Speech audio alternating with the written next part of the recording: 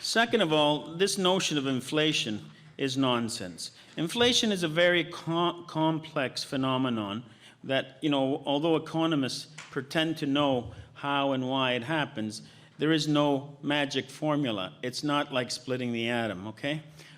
So, for instance, between 1938 and 1974, if you take all those years when we were getting tons and tons of interest-free money, the overall inflation rate was lower than it has been from 74 to the present, first of all. It didn't bother President Obama or Prime Minister Harper to give the banks, in the space of 26 months, $1 trillion fucking so that they wouldn't go under. $1 trillion. Obama gave them $800 billion. Our government, in the open, gave 3 banks $60 billion.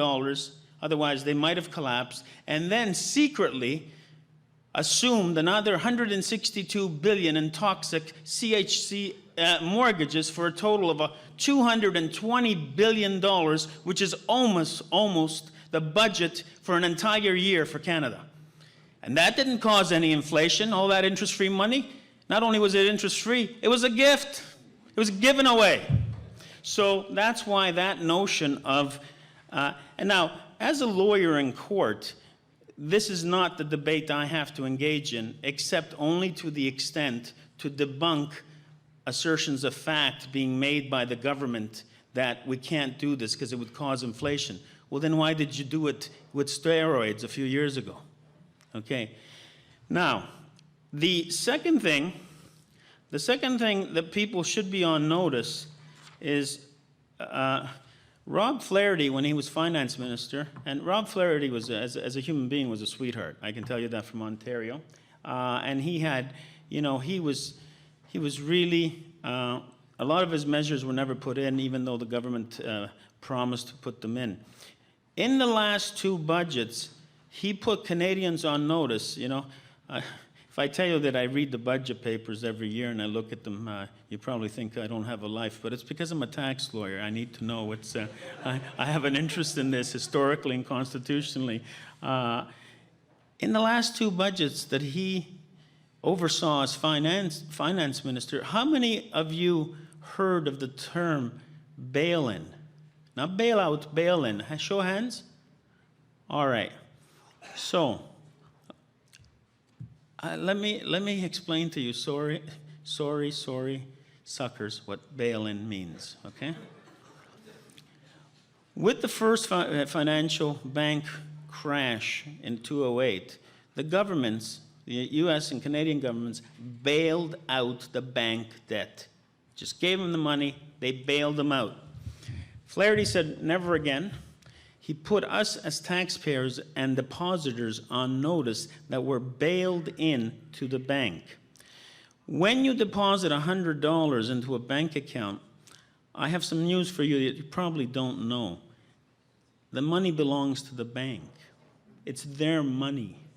All you get in exchange for that $100 in the contract is a promised return for the principal and interest on that money for the bank's use, even though it's only 0.25% on some accounts. So, what happens if the bank goes bankrupt? Well, you as a depositor are bailed into their bankruptcy. You're bailed into their debt. And as a common depositor, you are a simple creditor under the Canadian bankruptcy laws. So you will stand in line and you will get your portion of the actual money on the system. That's it, what they call in reserve. The bank reserves right now are 2%. So for every $100 that you deposit, they're only required to keep $2 in reserve. So you will stand in line and get 2 cents on the dollar if a bank goes bankrupt. And all of you are saying, oh, no, but I saw the commercials. My bank account, $60,000 is guaranteed by the insurance fund. That's true.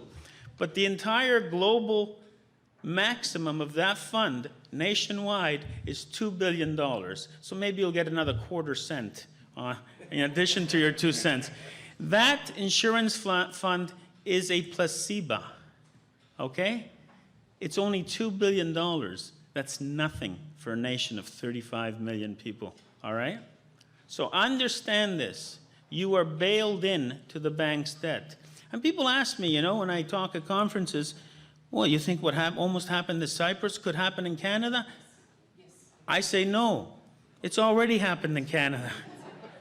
In 1992, in Alberta, a trust company went bankrupt.